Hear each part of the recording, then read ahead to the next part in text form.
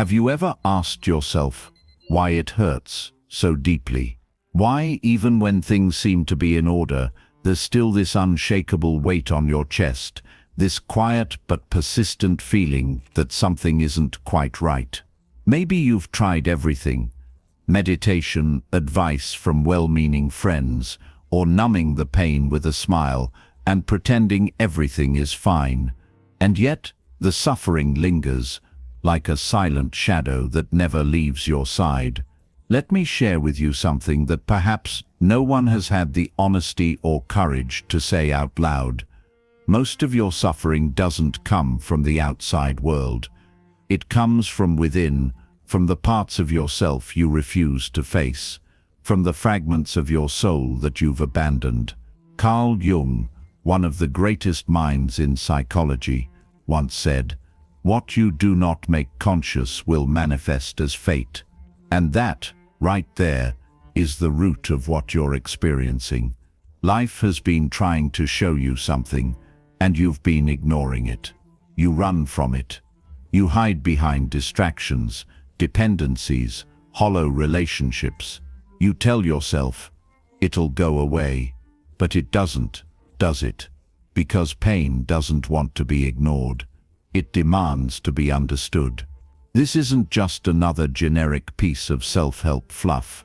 I'm not here to hand you overused affirmations or magical advice.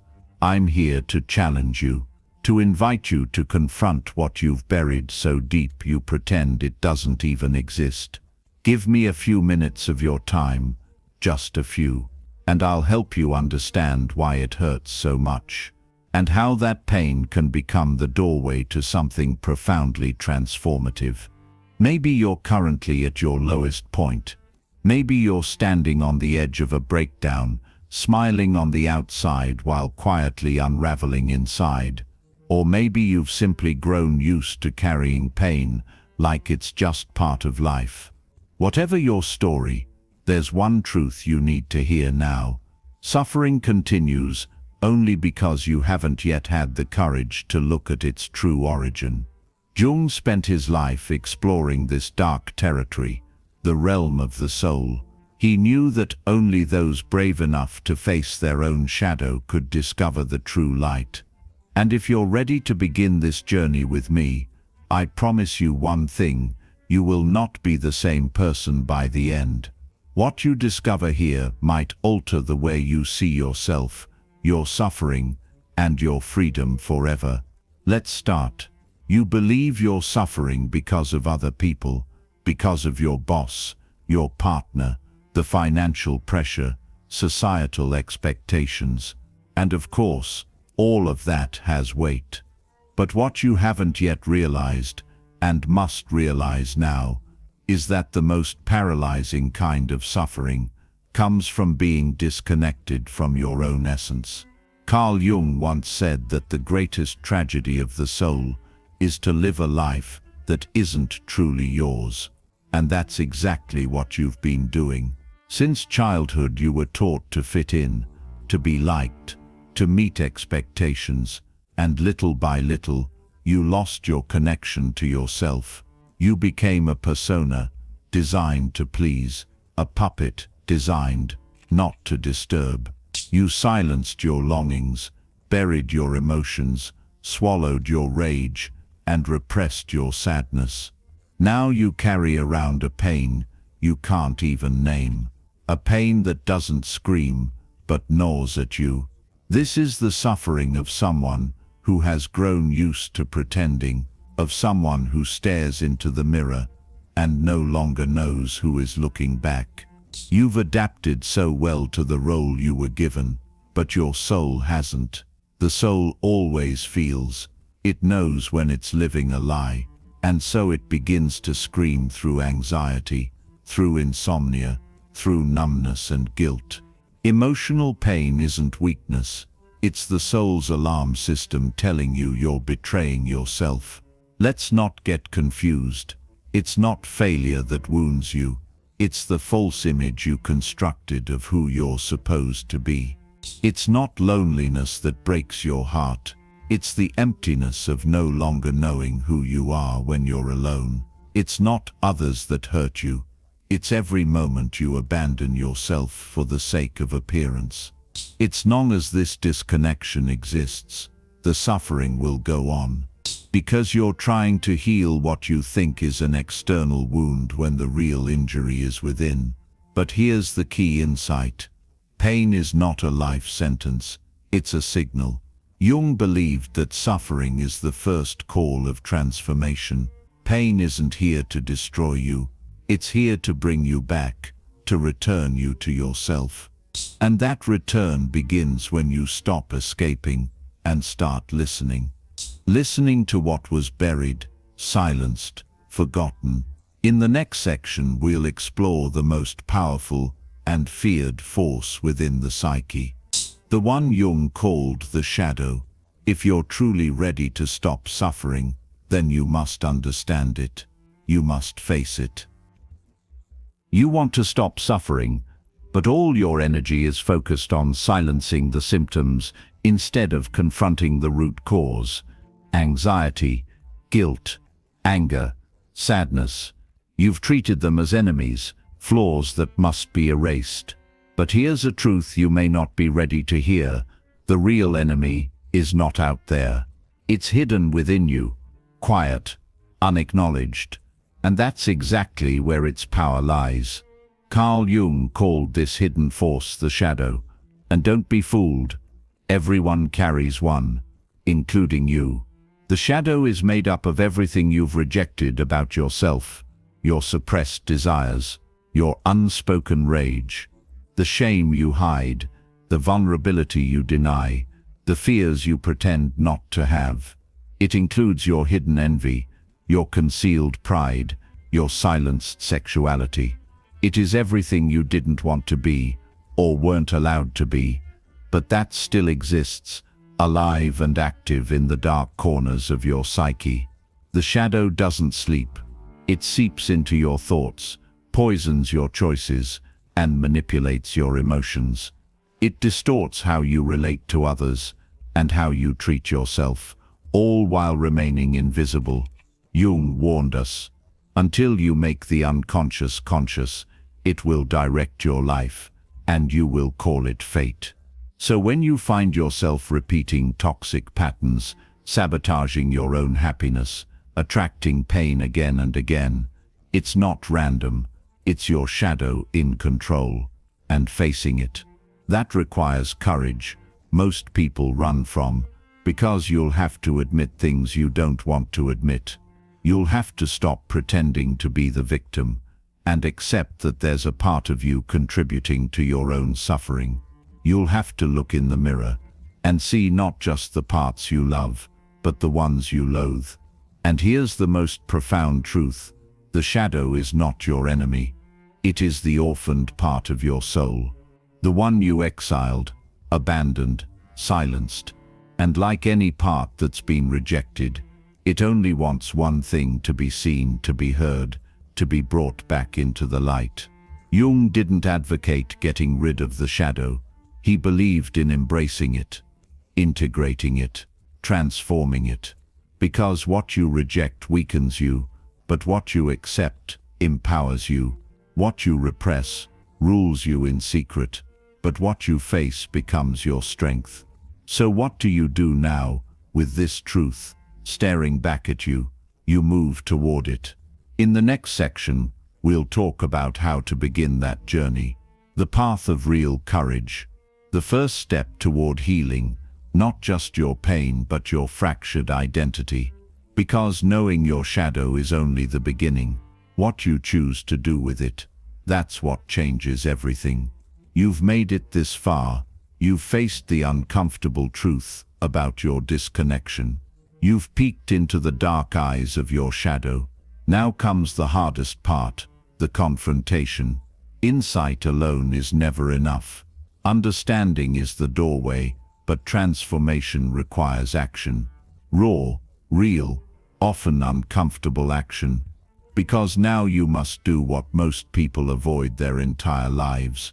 Walk into the fire of your own unconscious. cross through the internal storm without blindfolds or filters. Jung was crystal clear. This path is not for the faint of heart. The road to the self is the path of the brave, and bravery isn't the absence of fear. It's movement in spite of fear. To face the unconscious is to walk into territory where logic fails, where control dissolves, and where nothing familiar offers safety. It is choosing to drop the mask, to release the persona, to say, I won't lie to myself anymore. What does this mean in practice? It means listening to your body when your mind tries to silence it. That gut ache when you're with the wrong person, that suffocating pressure in your chest when you say yes but mean no. That heavy exhaustion when you fake joy. These aren't coincidences, they're messages. Your body is trying to rescue you, not destroy you. So start with the small things. Write down your dreams, track your emotional triggers, reflect on repetitive life patterns. Every breakdown carries a symbol. Every crisis hides a lesson. The unconscious speaks in symbols. Your job now is to learn its language, not with urgency, not with judgment, but with presence. One of the most powerful tools for this, deep writing. Sit down daily and write as if no one will ever read it. Confess what you've never dared to admit. Let the truth bleed through the page.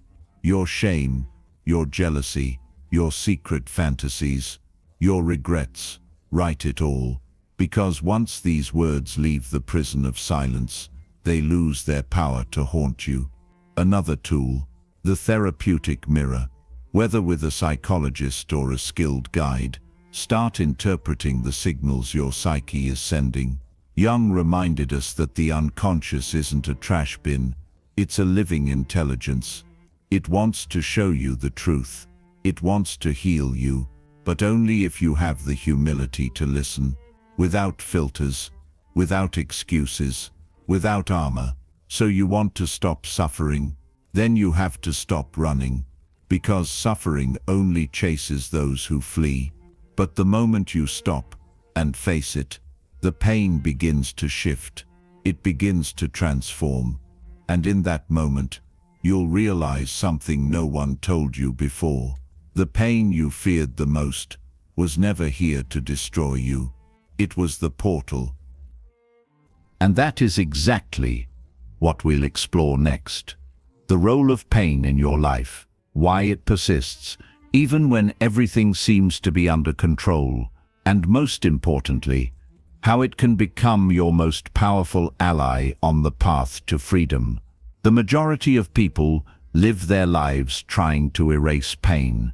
They take pills, bury themselves in distractions, dive into shallow relationships, chase temporary highs, collect accomplishments, and curated smiles, all to avoid feeling. But here's the uncomfortable truth, that few dare to say the more you try to eliminate pain, the more it will pursue you. Because pain is not a flaw. Pain is not an error in your code. Pain is a message. Carl Jung didn't see suffering as life's failure, but as life's invitation to evolve. Pain is a signal that something inside you is broken, misaligned, begging to be acknowledged. It is the soul's cry saying, "This can't continue." Every ache carries a hidden truth.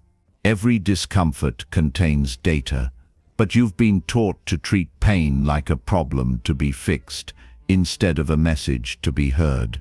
What if you stopped seeing it as your enemy and began seeing it as your guide? Think back on every major transformation you've experienced. Did any of them begin in comfort? Probably not. Growth rarely blooms in ease. The soul doesn't evolve in still waters. It awakens in storms. The psyche doesn't rebuild itself in silence. It cries out during collapse. That's why Jung said, suffering must be fully experienced in order to be overcome. Pain, in other words, must be walked through, not avoided. Let's ground this in reality. Picture someone who spends their entire life saying yes when they mean no. Always helpful, always available, always smiling. Little by little, anxiety creeps in. Fatigue, sudden sadness. They visit doctors, take pills, try yoga, but nothing works. Because the body is voicing what the mind refuses to face. Living disconnected from your truth hurts. And it will keep hurting until you stop betraying yourself. Another example, someone keeps falling into the same kind of relationship. Partners who are emotionally distant, unavailable, withholding. The outcome is always the same. Rejection, abandonment, the nagging belief that they're not enough. This isn't bad luck. It's a mirror. Life is repeating the pattern to show you there's a wound here, an old one, likely from childhood, and until it's addressed, pain will keep showing up, because that's what pain does. It reminds you. But something remarkable happens when you begin to decode pain as symbolic language. What once felt like punishment transforms into direction. Pain becomes a compass, and as strange as it may sound, you begin to see suffering, true conscious suffering, as one of the most powerful catalysts for transformation. Why? Because it stops you in your tracks. It forces you to reflect, to reevaluate, to return. And this brings us to a pivotal moment: responsibility. Now that you know all this, now that you've seen the deeper role of pain, you can no longer pretend to be unaware. Ignoring your suffering is now the same as ignoring yourself. Running from pain becomes an act of self-abandonment. But if you have the courage to sit with it, to feel it, to ask it what it's trying to tell you, without judgment, without rushing to escape, it will take you somewhere you've never been before. A place called wholeness. Not because the outside world becomes perfect, but because you stop being at war with yourself. And in the next part, we'll talk about that place, the other side of pain. What happens when you stop resisting and begin embracing all the parts of yourself you once rejected? What happens when healing becomes integration, not escape? Because true healing isn't about eliminating pain. It's about transmuting it into power, into wisdom, into clarity. And that's what we'll uncover next. There comes a moment, after countless internal battles, when something subtle but profound shifts. Not in the form of fireworks or loud awakenings, but like a soft breeze you barely notice. Yet it transforms the entire atmosphere of your being. It's the moment you stop resisting, and perhaps for the first time in your life, you begin to feel whole. But what does becoming whole really mean? It means accepting everything you are, even the parts you once wished didn't exist. It means ending the war with your emotions. It means taking off the mask, letting go of the need to appear perfect, dropping the script. Wholeness is when you finally understand your anger, your fear, your sadness, your shame. They're not enemies. They're parts of you, essential parts. And when you stop rejecting them and begin to integrate them, something miraculous happens. The pain begins to dissolve. Carl Jung called this process individuation, not in the sense of becoming special or unique, but in the sense of becoming yourself, the real you, without distortion, a full, undivided human being, honest, authentic, rooted. And that authenticity doesn't come from pride, it comes from acceptance. It's not about finding yourself, it's about becoming yourself. Because only those who dare to walk into the ruins of their soul and rebuild it brick by brick can truly say, I know who I am. At this stage, something changes. You no longer hide your pain, because it no longer defines you. You understand now that the pain was the path, not the prison. You look back and see how every breakdown had meaning, Every collapse had purpose. Every fall stripped you of illusion. It forced you to let go of what was false, so you could step into what is real. And this truth isn't comfortable. It asks for presence. It demands choice. Because once you see your shadow, once you understand your suffering, once you feel what it's like to be whole, you can't go back. You stop tolerating what you once accepted, just to keep the peace. You start saying no, without guilt. And for the first time, you say yes to yourself. This internal shift doesn't scream, but it's undeniable. It's not about becoming someone new. It's about ending the betrayal of who you've always been. And here, finally, you discover what no one told you. You didn't need to heal to be worthy of love. You just needed to stop running from yourself, because the peace you've been chasing was never out there. It was waiting inside. But beware, this is the moment where many people stop. The pain subsides. The old patterns start to fade. Life begins to feel lighter. And then comes the most seductive trap of all, comfort. It whispers, "You've done enough. You've come far. Rest here." But there's one more step. A step that Jung considered essential. A step most never take. Because healing isn't complete until it becomes contribution.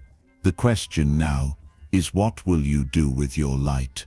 Now that you've walked through your own darkness, how will you live now that you're awake? This is what the final stage is all about. The conscious decision to live differently, not just to survive, but to exist with purpose, with presence, with integrity. Because once you've been reborn, life no longer lets you stay small.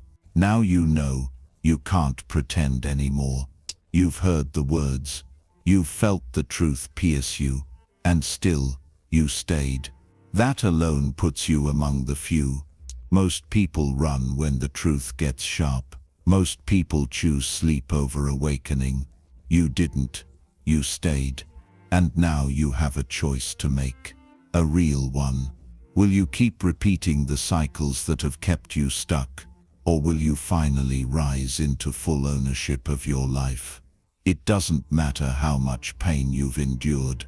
It doesn't matter what others did to you. What matters now is what you do with all of it. Because the wounds you've carried for years, they can become your power. The emptiness you tried to fill with noise and approval, it can become sacred silence. The trauma that once defined you, it can become the foundation of your freedom. But remember, this awareness has a cost. Once you see, you cannot unsee. Once you know the truth, ignorance is no longer an option. You've been called to live on a higher plane now, a plane that demands more of you. Not perfection, but honesty. Not control, but alignment. You're no longer allowed to betray yourself for comfort. You no longer have the excuse of not knowing better. You don't need to be 100% ready. No one ever is. What you need is to decide, to choose, every day, to live consciously, to face yourself with courage, with compassion, with truth, and above all, to act. Because knowledge without action is just another form of self-deception.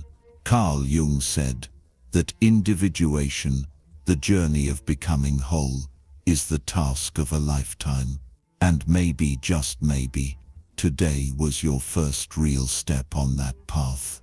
Maybe this was the day you stopped seeing yourself as broken and began to understand that you are in process, in transformation, that the suffering wasn't a punishment, it was a message, a call, a sacred invitation from your soul to return home. So now I ask you, what was the part of this message that struck you the most? What truth grabbed you and refused to let go? Comment below. Write it out, not for me, but for you. as a commitment, a declaration, because when you put words to what you felt, you anchor it in your being, and who knows, your story might be the medicine someone else needs right now. If this message touched you, challenged you, woke something up inside you, don't stop here. There's more. The next video continues exactly where this one leaves off. You're not alone. You're on the path now, and I'll be right here, walking beside you. I'll see you there.